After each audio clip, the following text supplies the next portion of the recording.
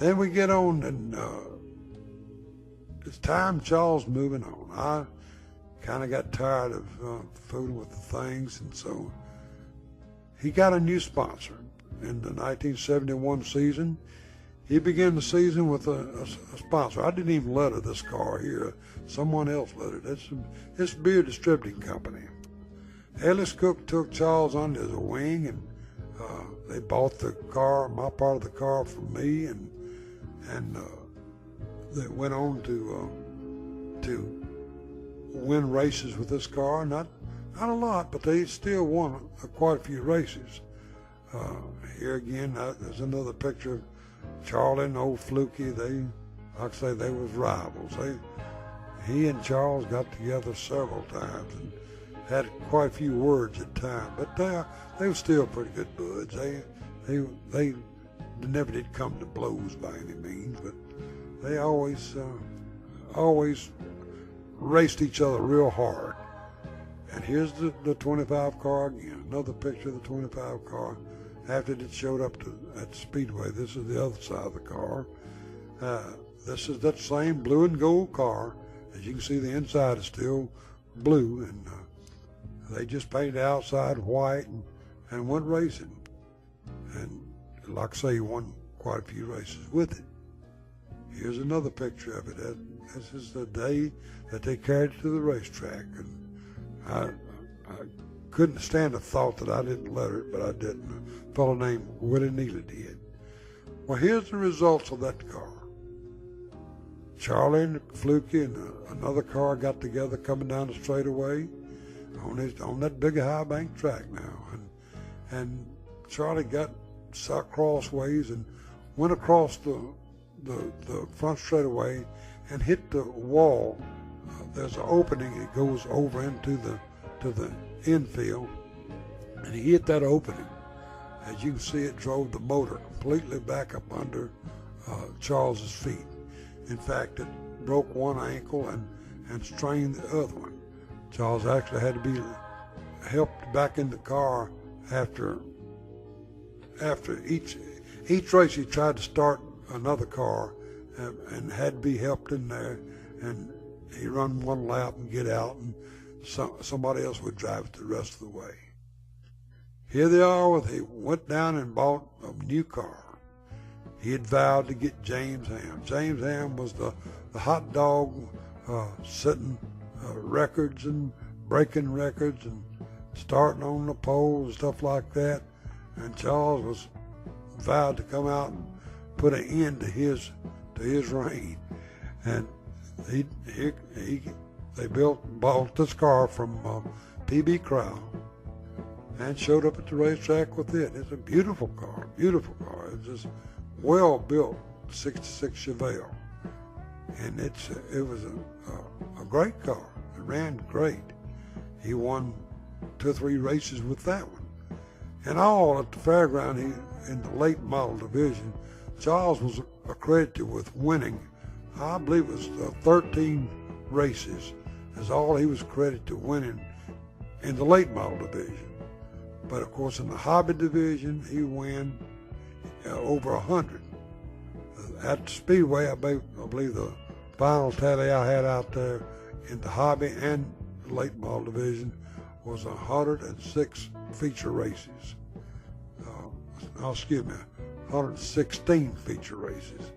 And that's in all divisions now. It's not just in the late model. Of course, like I say, he's only credited with winning 16 features. One of the worst wrecks ever happened at the Speedway is when Charles and James Ham and Red Farmer got together and sent Charles over the wall. He started just beyond the flag in the stand, flipping end over end, side over side, and wound up in the first turn, going into the first turn where the gate goes out of the racetrack up there. And he wasn't hurt, but boy, it was a frightening time. As you can see, this car had already set the track record out there of over 123 miles an hour on that high bank, which will, of course, never be broken now because it's nothing out there to compare with it as far as the racetrack goes. You can see it doesn't have much left of it there. It's pretty frightening when he just tore the door off the side, of course, but it looks worse than what it was. A roll cage, thank God for the roll cage. They always kept those drivers in the car and kept the drivers from really getting hurt bad. And we always made sure there was a good roll cage. Here's a distant picture of it, of him laying up on its side in the first turn. He comes back in 1973, which would prove to be his last year of racing. He came out and he and Darrell Waltrip teamed up together at Ellis Cook, put them both in beautiful cars, and they ran the final season as teammates. Darrell drove the number 48, while Charles drove the 25 car. And they ran first and second quite a bit too. Darrell seemed to win most of the races. In fact, he won all the races that Charles finished second in, and Darrell would seem somehow or another to always catch him and get around him. And of course, Charles was really, I guess he was just getting disgruntled at that time, but he still did his best. He was out there every Saturday night doing his best and trying to win races. And he would show up out there when nobody else would. And he always put his heart and soul into it. Here's a good picture of that little Chevelle that everybody liked so well. It was red and gold then, the Fall City. And he ran this the last year of his career, and it was, like I say, he's always out there getting it. You can see he's getting a little older, but he actually quit when he was 30 years old. He had a lot of races left in him, but I guess he just got tired. Since then, Charles hardly even shows up. It's hard to even get him to come out to do anything at the racetrack, which is a shame. Thus ends the career of Charlie Binkley. He for 13 short years is all he ran, and that just wasn't enough. He quit way too early, in my opinion. But, let's just back up just a second. Even though this was the end of an era, Charles inspired many, many other boys around us. Bobby Hamilton, one of Charles's protégés, he ran that little one car and won so many races with it. Finally, he got a deal to drive the Country Time Lemonade car after driving this number 8 car for quite a while. Charles inspired Wayne Swafford, who won a lot of races in that car. Here he is leaning through the window after Wayne had painted the car blue and gold. And of course, here's Gary Binkley. Gary was one of the best drivers ever to sit behind the wheel of a car. He was always out there beating and banging and trying to get his way to the front. Unfortunately, he lost his battle with a horse accident. He lost his life due to that accident. One of the crew members that really always wanted to try hard was old Denny Huberry. Here's his car. He was so proud of that old car, and he ran it, but never was able to do a whole lot of good.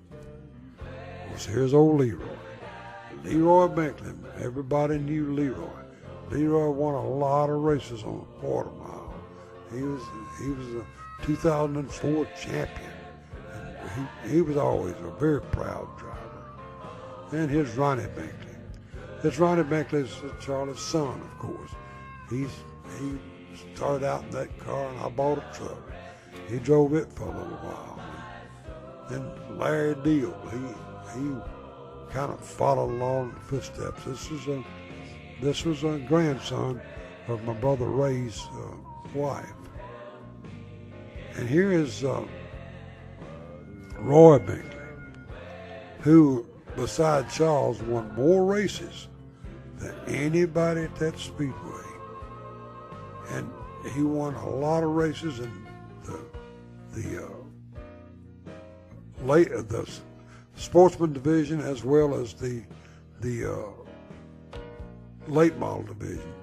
I think in all, Roy won over 100 races in all divisions at the Speedway, but he won over 150 races, I believe, at the Rim and Holland Rim and other places in Run.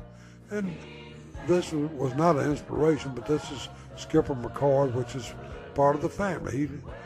He wasn't really inspired by Charlie. I think he was inspired by Bobby Hamilton more than anything.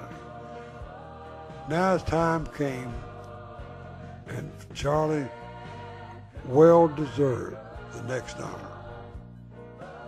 In 2010, Charlie was inducted into the Fairground Speedway Hall of Fame. This was a proud moment for Charlie, and he just, even though it's hard to get him to come out to anything, he showed up at this event and really enjoyed himself. He sat up in the press box and sat there and drank a little beer and watched a little racing. Charlie loved racing. Here he is, he's receiving his award, and after all those years and all the rough times, Charles is having a little trouble walking now, and he's 72 years old as I make this video. And I know that you enjoyed this part of this video, and because I've enjoyed doing it. It took a long time to put it together.